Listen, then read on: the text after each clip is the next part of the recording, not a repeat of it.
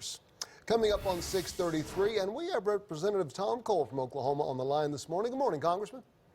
Good morning. How are you? We're doing great. I know it's early for you. Appreciate you calling in and joining us on our early morning program. Hey, my privilege. Well, we'd like to talk with you about this stimulus bill. We're talking $250 billion additional for the Paycheck Protection Program for small businesses. There's been a lot of wrangling going on in Washington. Give us an update on that. Well, actually, it's going to be a little bit better than 250. It's going to be about $300 billion for small businesses, plus an additional 50 for an emergency disaster relief program for small businesses. Then the compromise involves an additional $75 billion for hospitals and about $25 billion for additional testing so that states can get up and running quicker. So we were briefed last night about the package. I actually get on a plane later today. I'll be there by the end of the day because I've got, frankly, things to do on Tuesday to prepare for the debate. So, but it looks like things have come together and we'll be able to move forward.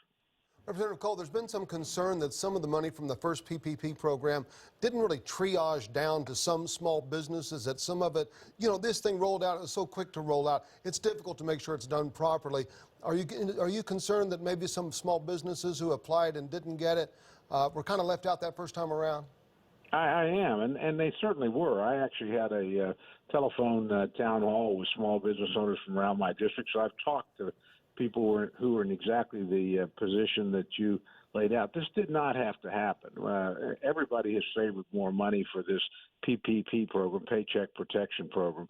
But frankly, Speaker Pelosi held it up to get the additional money. And, I'm not saying hospitals don't need more money. Frankly, they already had an addition. We voted $100 billion, 70 of that hadn't been spent. So the idea was let's spend that first before we add on. But regardless, we knew there were thousands of small business owners that have been left out here in Oklahoma. But overall, 35,000 in Oklahoma got loans for about $4.6 billion. So the need was there.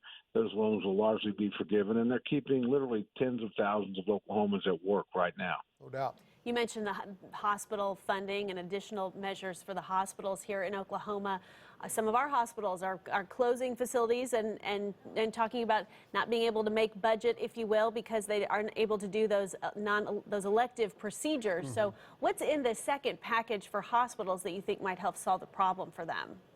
Well, the next tranche of money to go out will actually be heavily weighted toward rural hospitals who are actually having the biggest problem altogether. And then there'll be, again, additional money beyond that for hospitals that don't get a lot of, for instance, Medicaid dollars. Children's hospitals are a good example, or Medicare dollars, excuse me.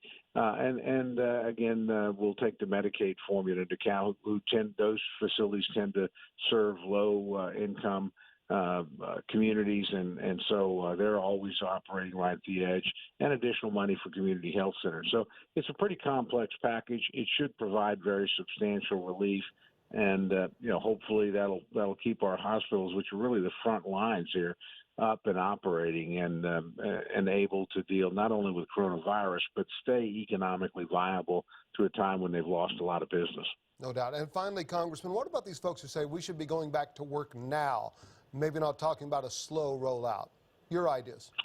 Well, look, I think we're fortunate in Oklahoma. We can probably get back to work more rapidly than other people. But back to work doesn't mean back to normal. You're going to have to continue social distancing, hand washing. Not every restaurant's going to be able to operate at capacity. It's going to be a pretty fine balancing act.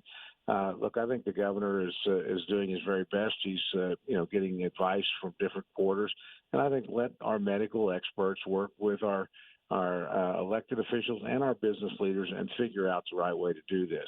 We never completely shut down here, but it'll be a sort of gradual buildup. It won't be like turning on a light switch. It's more like operating a dimmer switch, and it is time to begin to turn it up, but only carefully and only under the most controlled of circumstances. Listen to the scientist. Okay, thank you. Congressman Tom Cole, appreciate you taking the time to speak with us this morning.